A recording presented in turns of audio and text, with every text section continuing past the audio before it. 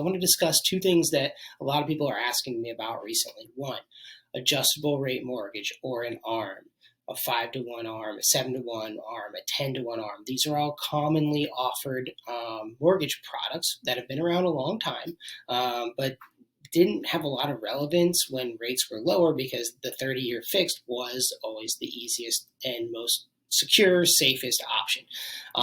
But today, if you can get offered a lower rate with an adjustable rate mortgage, it might be worth your consideration.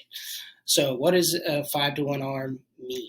That means that for the first 5 years of the loan, it is a fixed rate, and then it adjusts after that. Same thing with a 7-to-1 or a 10-to-1 ARM. For the first 7 years or the first 10 years, it is a fixed rate.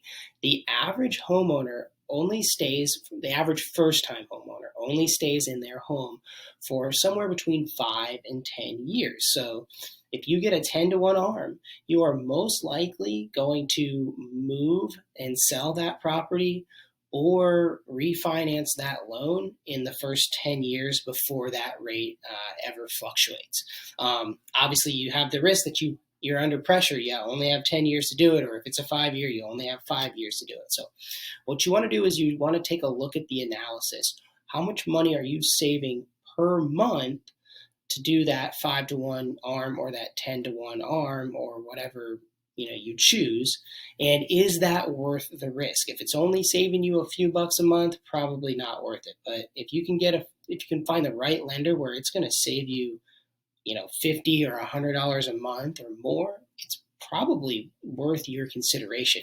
Do the research, make sure that you look at all the other parts of that loan product and get comfortable with it, and it might be something to consider. So that's an adjustable rate mortgage. The second thing I want to talk about in this video is a rate buy down. You're seeing that term come across a lot lately.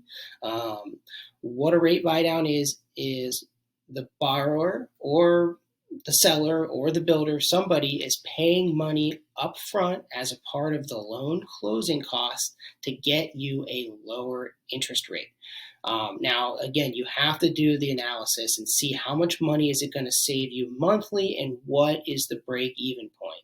If it's going to cost you $5,000 to buy the rate down a half a percentage point, maybe it's saving you $50 or $100 a month, but it's going to take you quite a few years to recoup that initial $5,000.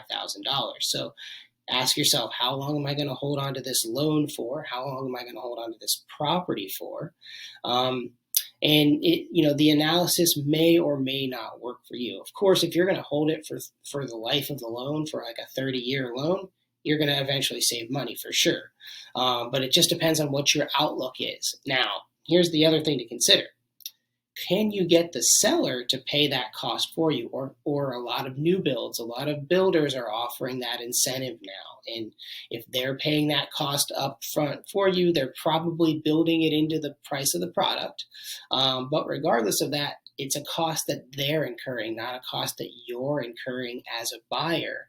And therefore, it might be worth your consideration. Could I negotiate? Could I get some closing costs paid for that allows us to buy the rate down and will save us monthly?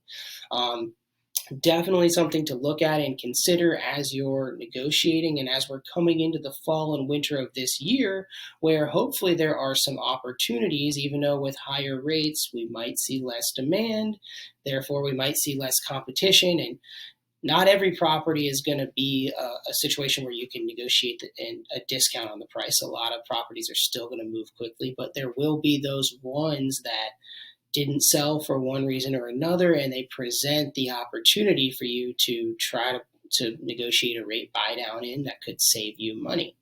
So those are two things to consider in today's market with these interest rates.